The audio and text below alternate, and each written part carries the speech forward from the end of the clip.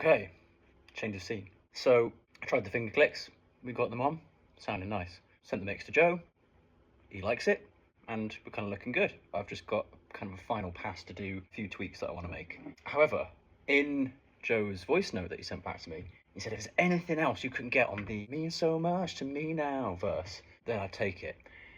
At which point I realised that this entire time probably meant that that was the verse we wanted more percussion on, more groove, as well as the second verse. I mean, that actually is the second verse. I've been calling the third verse the second verse. So define your structure of the song first. It'll save a lot of time and confusion. Anyway, I'm going to try something for that second verse. I've really wanted to try and keep that empty. I've never really even considered having anything else on that. But now I've tried something on second verse, third verse, whatever you want to call it. I'm thinking there could be something we do. At the very start of the song, there's some percussion. I think it's in the tom take that I did. There's just kind of like this early beat where I think I must hit the floor tom twice and then hit the rim or something like that of the snare. I'm really not sure what I'm doing. It's clearly just the take's just started. I'm just getting comfortable and like doing a hit before I'm actually going to do anything serious. Thing is, I've left it in there anyway because it sounds quite cool. So what I'm now thinking is, could I take this random little bit of rhythm and use that as the rhythm for the second verse? Also, with the finger clicks that I put on last night, I'm kind of now thinking that the third verse, doesn't need the ride cymbal as well. It sounds a little bit too like, oh, here's the backbeat. Let's have a look. I've got a really cool setup going right now.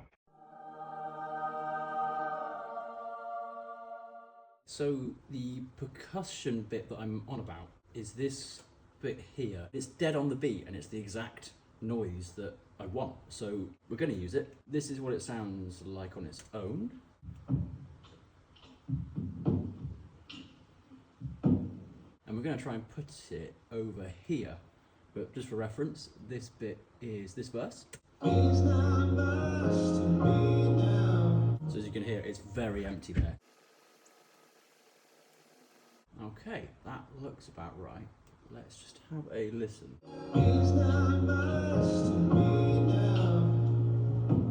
Now, that may have been almost inaudible, but I might take out these louder tom hits and then actually leave the rest of that in, because that is really working for me. Just the fact that there is some subtle groove coming in there, but there's no actual backbeat, there's no kick, that kind of feels still very atmospheric. So I'm just going to tweak that a little bit and hopefully we can blend that in really nicely and that'll suffice.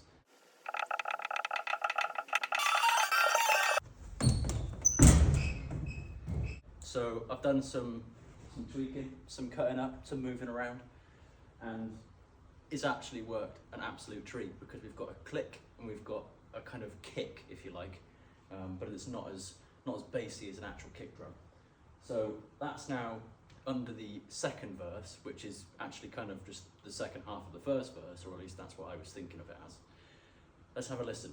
It's not much to me now. You don't choose to stay my friend. It's not much to me now. You don't choose to stay my friend.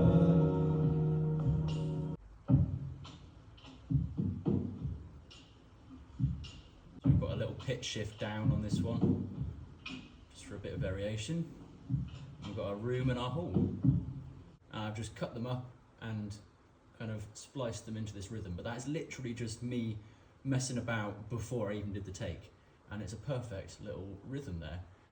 I'm going to be honest, I am very happy with that, and I don't even think that needs a ride cymbal now. If that's how it is, I'm really happy with that result.